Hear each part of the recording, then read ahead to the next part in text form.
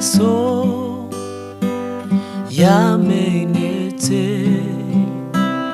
yankuyeho urubanza yaramwoye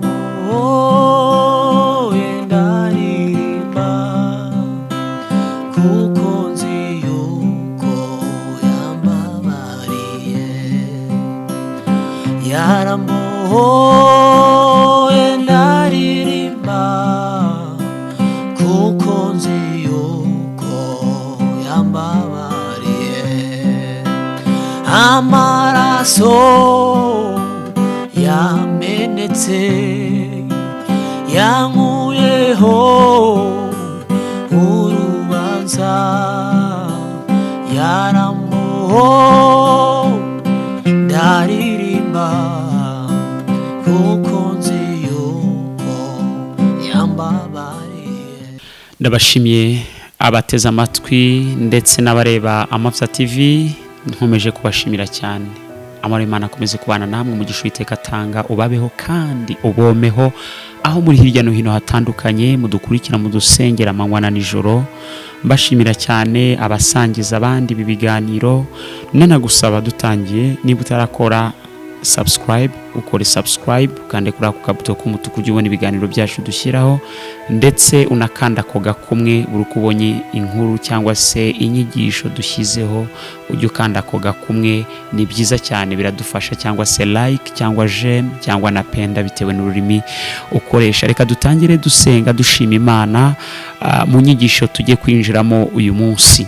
Ndagushimiye data wa twese mu izina rya Yesu Kristo, uri umwami ukomeye, uri Imana rurema, uri Imana ihambaye, wowe muremyi w'isanzure, wowe muremyi w'isi n'ijuru.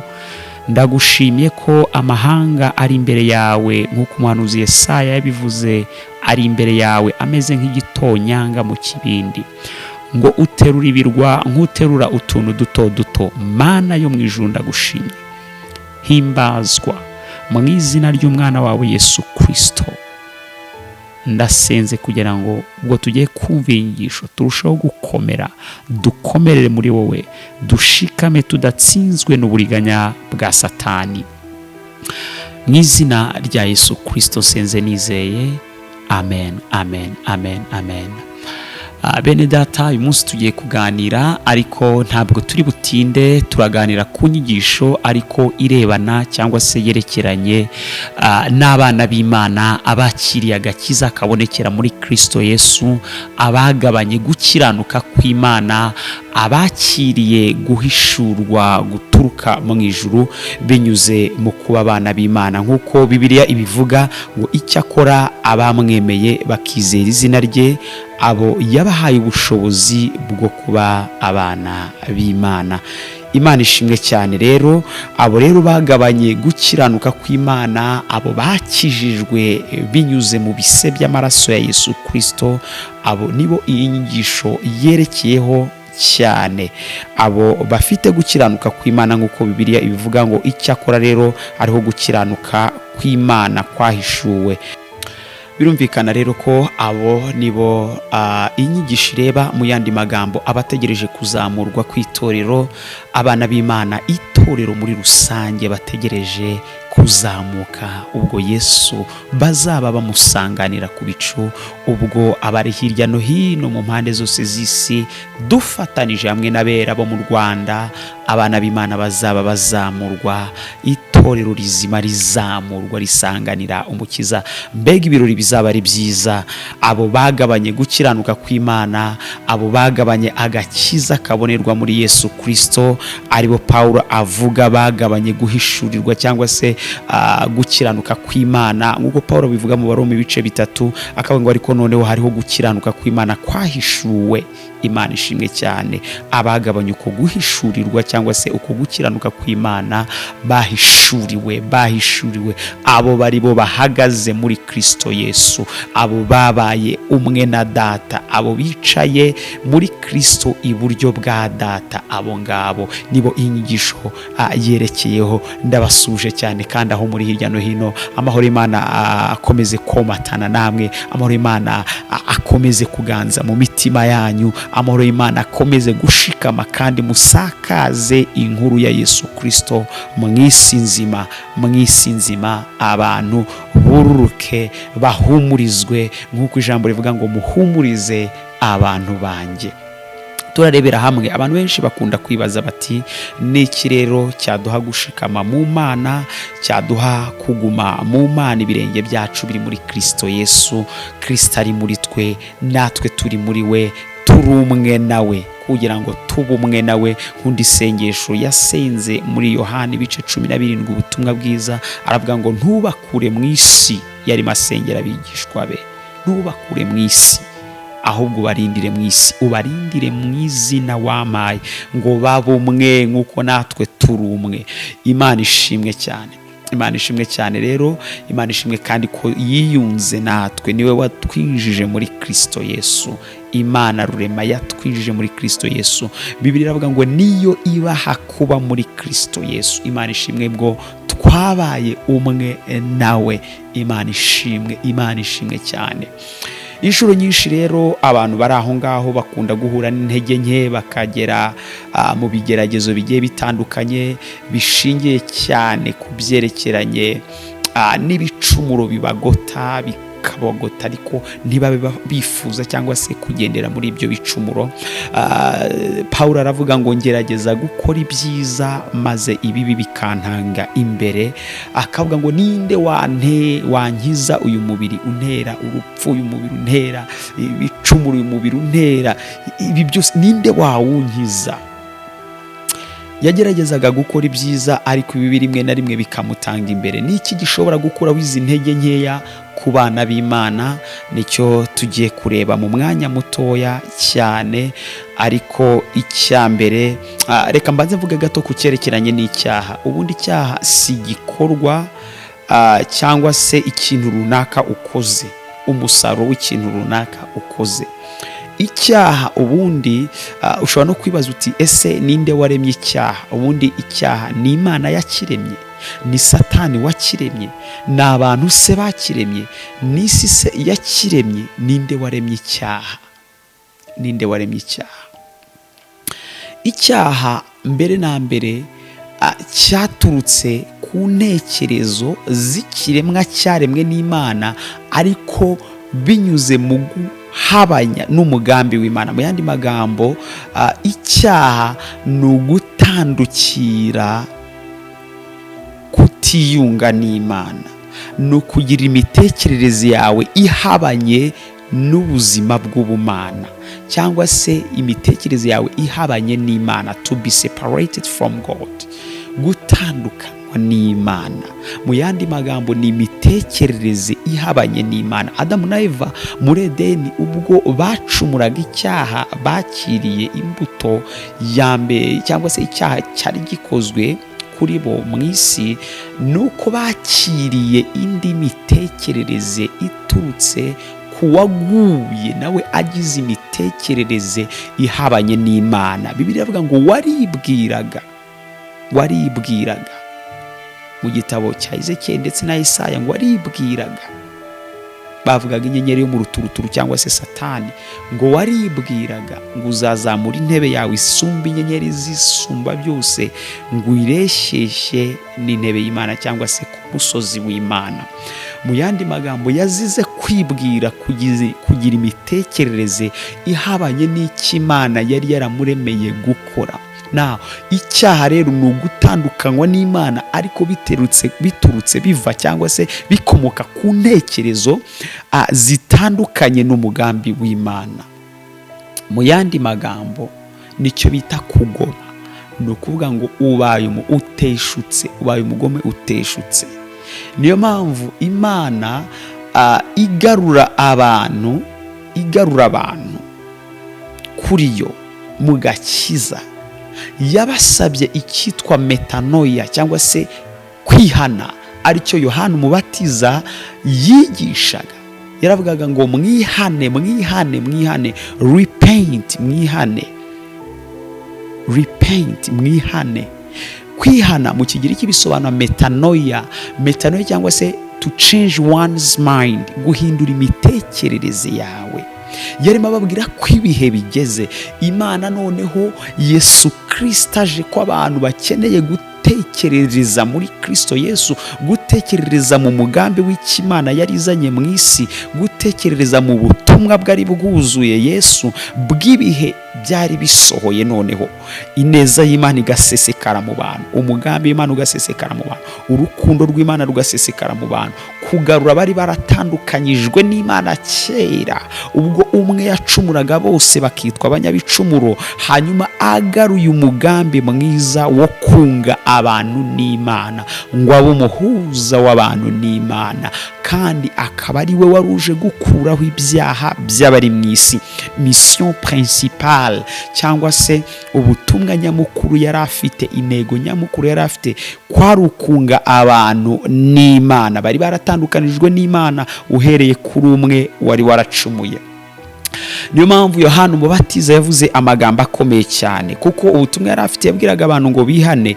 Ubutumwa yari afite rero tuburebye wenda nko muri Yohana igice cya mbere, umurongo duhere ku murongo wa 29, biravuga ngo bukeye bwaho abona Yesu aza aho ari, aravuga ati nguyu umwana w'intama w'Imana ukuraho ibyaha by'abari mu isi.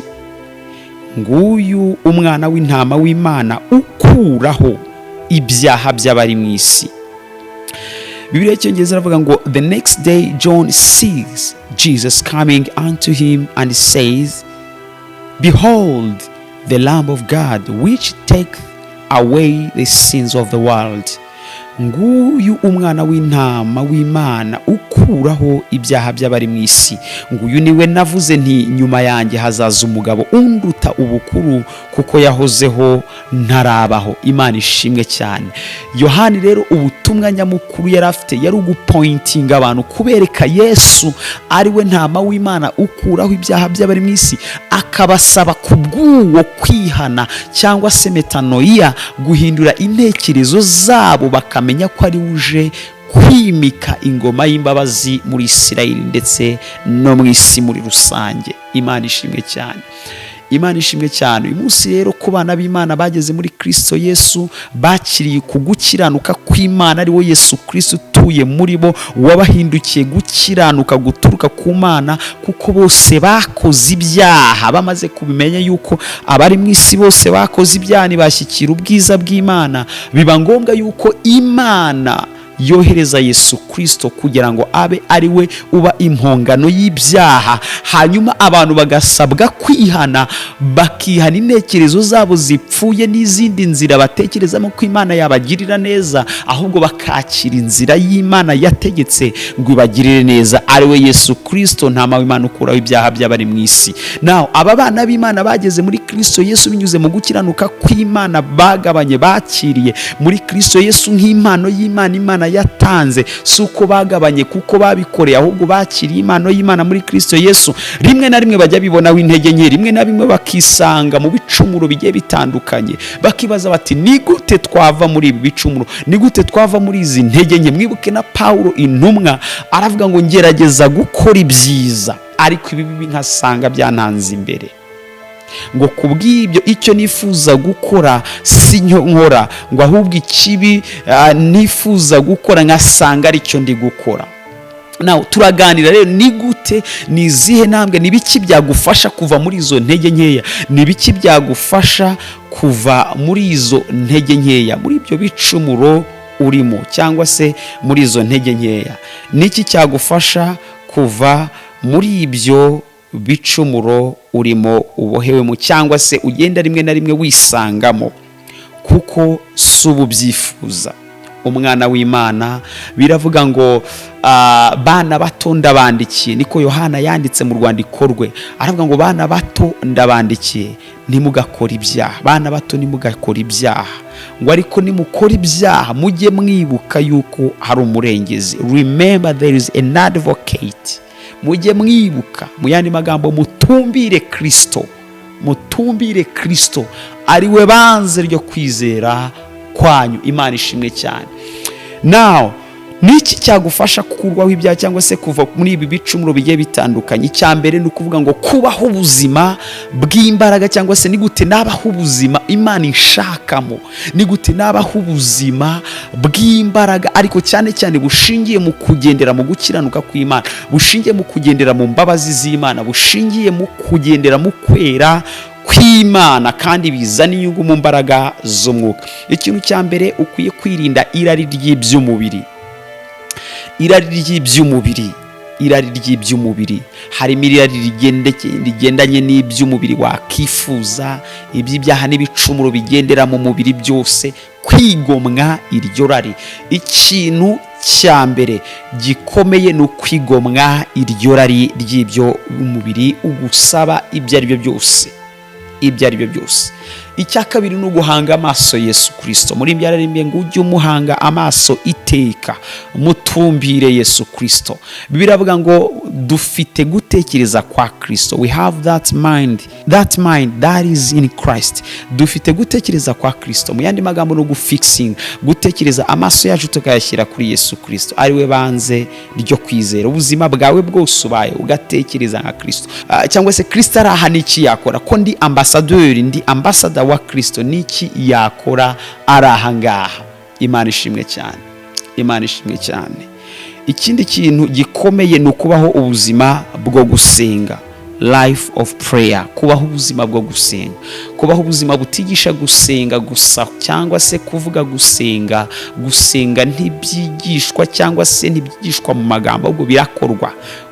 Umuhanga wo kwiga gusenga wumva icyo gusenga ari cyo, hanyuma ugatangira gupracticinga cyangwa se ugatangira gushyira mu ngiro ibyo ngibyo. Kubaho ubuzima busenga amanywa na nijoro. Biravuga ngo musenge mutajya mu moshya, niko Yesu yabwiye abigishwa be. Hanyuma Pawulo agenda avuga ku gusenga, umusenge mu buryo bwose bwo gusenga, avuga ko kwinginga, ubwo buzima bwo gusenga. Icya gatatu kubaho ubuzima, cyangwa se icya kane kubaho ubuzima bwo gusoma ijambo ry'Imana.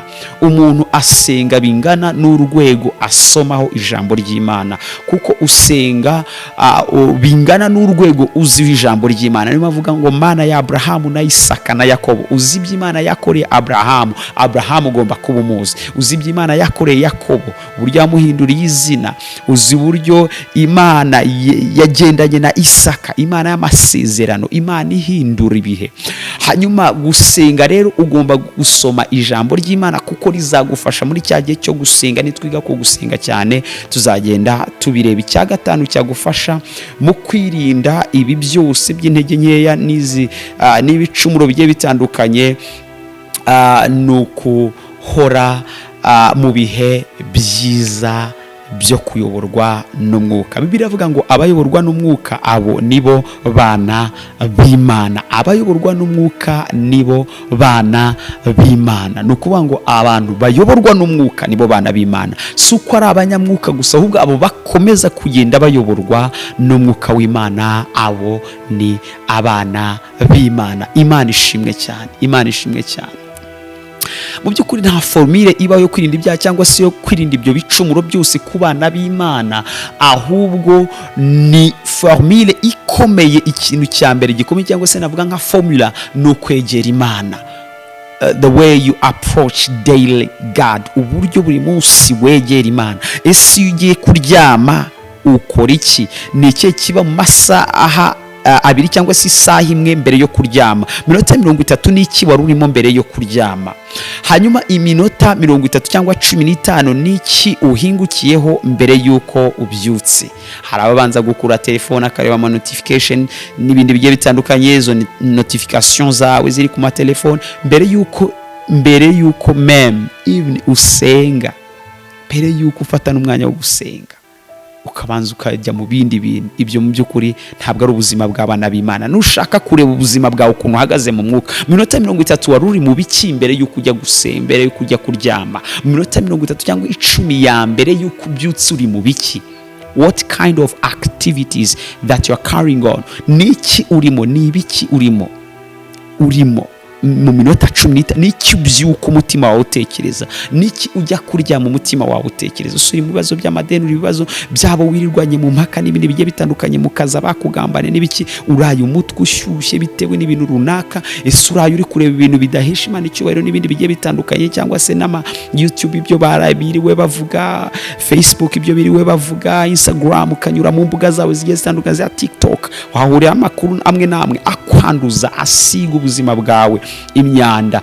Ibyo ngibyo ni ibikamura abantu mu kirere cy'umwuka, cyangwa se ibyo bita defilement, ibikwanduza. Ibyo ni ibintu bituma rimwe na rimwe utayoborwa na wa mwuka w'Imana nk'uko twavugaga. Ikindi ni bya bintu by'ukimo. Quelquefois nabwo hari igihe ubyukira mu ma notification, ugenda ureba ibindi bigiye bitandukanye, n'iki ubyukiyemo n'iki urayeho. Iyo ni evaluation ya mbere ikomeye y'ubuzima bw'umwuka ushobora kwireberamo, mbonye nshobora kukubwira. Na ukeneye rero, niba ushaka kuyoborwa n'umwuka w'Imana, niba ushaka kugenda mu ijwi ry'Imana, niba ushaka kumva ijwi ry'Imana, umunyarwanda avuze ngo wowe ngo nta urasira isandi mu rusaku. Mu yandi magambo, ukeneye gutuza kubw'icyo uhanze amaso, kubw'icyo werekejeho umutima, ugisengeye, ukingingi, ugishyizeho umutima, nakabuze biritwereka yuko icyo gisohora. Mu yandi magambo, niba ushaka kugenda n'Imana, funga intekerezo zawe. Hari ibiganiro ukeneye kuvamo bimwe na bimwe, hari imbuga nkoranyambaga zimwe na zimwe ukeneye kuvamo. Uvuye muri YouTube y'amakuru, ugiye muri YouTube yo kureba imisekesho n'ibindi bintu by'amakomedi bitandukanye, uvuye muri za TikTok, uvuye muri ibi ngibi. Abakristo 90 hafi n'9%, let me say so, bitwa ko ari abanyamwuka ariko ntago bayobowe n'umwuka w'Imana. So abantu bakeneye kuyoborwa n'umwuka w'Imana. Kuba mu mwuka ni kimwe no kuyoborwa n'umwuka w'Imana ni ikindi. Iyo uri mu mwuka urahamagarirwa rero kuyoborwa n'umwuka w'Imana. Biravuga ngo nimba mwaravutse ubwa kabiri, ibitekerezo byanyu bijye biguma aho hejuru, aho hejuru, aho ngaho niho tuvuka, aho ngaho niho dukomoka. Icyo nicyo bita kubyarwa ubwa kabiri. Ni gute waba warabyawe ubwa kabiri ukaba ukigendera mu ntekerezo na kamere y'isi? Uyobowe na kamere y'isi, imitekerereze n'ibyo ukora, n'ibyo uvuga, n'ibyo ureba, n'ibyo wirirwamo byose n'iby'isi. Nimba waravutse ubwa kabiri, amaso yawe akeneye guhora hanze, aho waturutse, aho wavuye, aho uri, aho utuye. Pawulo aravuga ngo bene data, ubwo twakijijwe nuko dufite amahoro ku Mana. Aho ngaho rero niho dufite amahoro, kandi niho dutegereje umukiza uko azava. Imana ishimwe cyane. Kuyoborwa n'umwuka buri gihe niyo soko y'intekerezo zirimo zirakuyobora. Ibyo uri gutekereza muri iyi minsi, ibyo urimo uratekereza muri uyu mwanya, iyo niyo ngano y'intekerezo zawe mu mwuka, cyangwa se iyo niyo ngano y'igipimo cyawe mu mwuka muri ayo masaha uhagazeho. Imana ishimwe cyane. Paul avuga ngo ikiri cyo nuko nibagirwa ibiri inyuma nkasingira ibiri imbere. Ubuzima bw'umukristo bwakagombye kugenda crescendo, atari decrescendo. Crescendo no kuvuga ngo n'ubuzima bwo kuzamuka, atari ubuzima bwo gusubira inyuma. Birashoboka ko wahura n'ibiguca intege, birashoboka ko wahura n'ibigusubiza inyuma, birashoboka ko wasubira inyuma. Bibiliya mu gitabo nubari cy'imigani iravuga ngo a righteous man, cyangwa se umukiranutsi, falls 7 times, ngo ashobora kugwa inshuro 7, ngo ariko azavuga ngo hariho ikimbyutsa, azabyuka. Birashoboka ko wajya mu ntege nke, ariko ntutegetswe, ntuhamagarirwa kuguma aho ngaho. Biravuga ngo nukora icyaha ukavuga ngo ni Imana cyangwa se umwuka wera ugushutse, haguruka, komera. Hanyuma rero bana b'Imana, ikintu cya mbere kizagufasha kuva mu ntege nke, cyangwa se kukurinda kugwa mu ntege nke, dusorejeho ikintu gikomeye no kuzegera Imana. Biravuga ngo mwegere Imana nayo izabegera, murwanye Satani nawe azabahunga. Resist the devil and he will flee from you. He will flee from you. Azaguhunga, azagenda kure. Hanyuma resist the devil.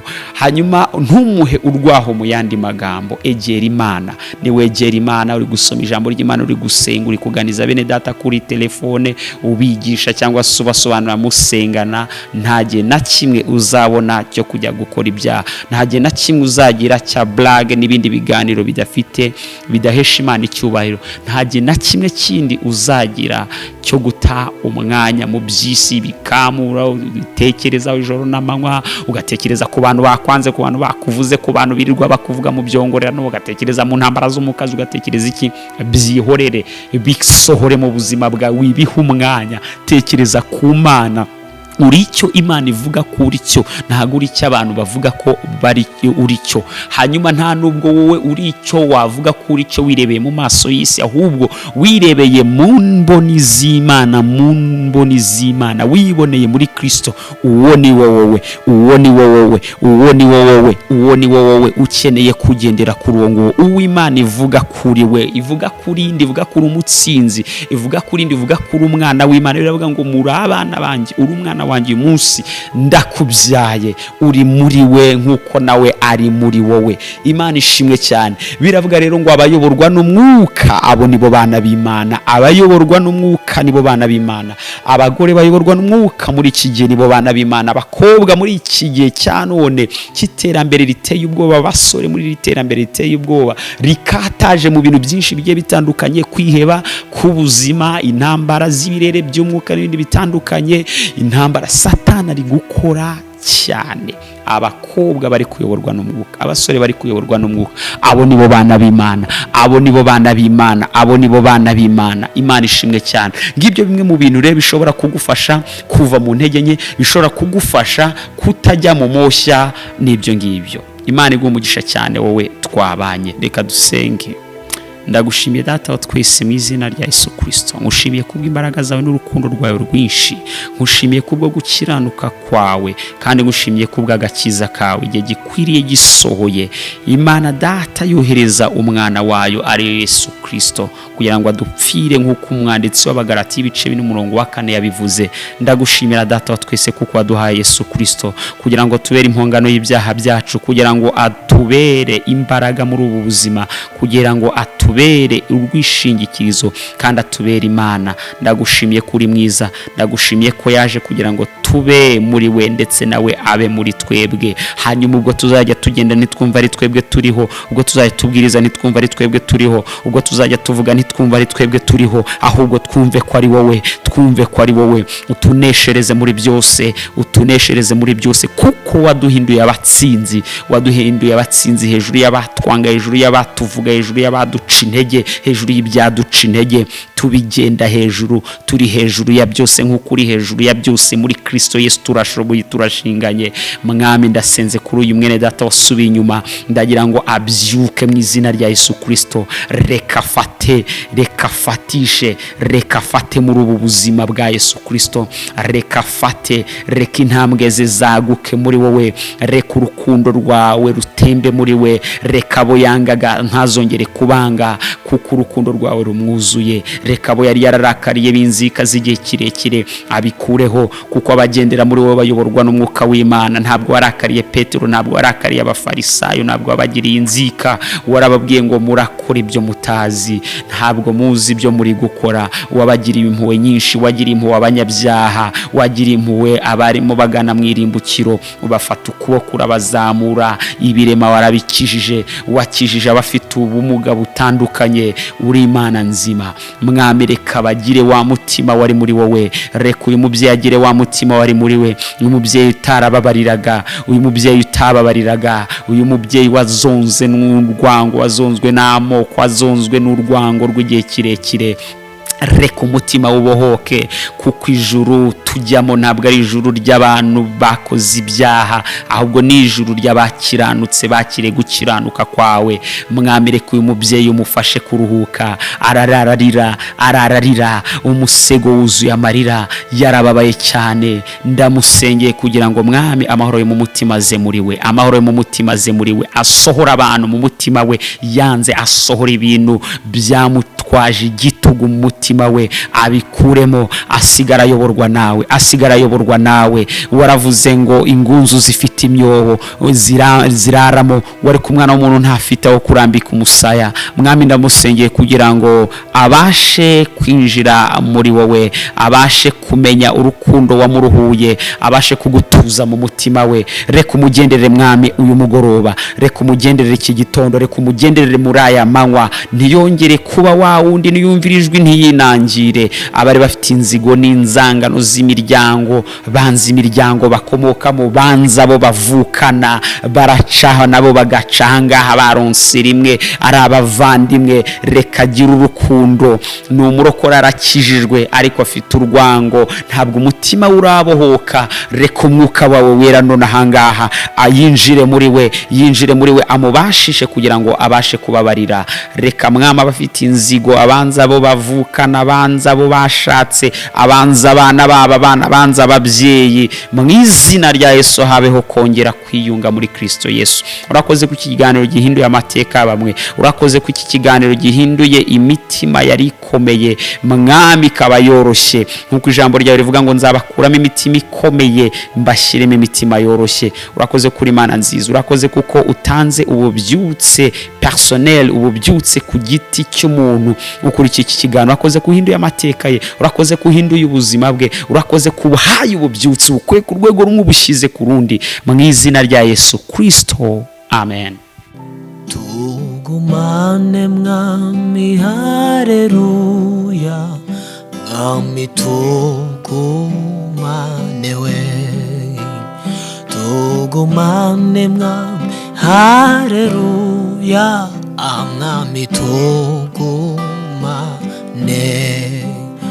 tugumane mwami, haleluya, mwami tugumane we, tugumane mwami, haleluya, mwami tugumane.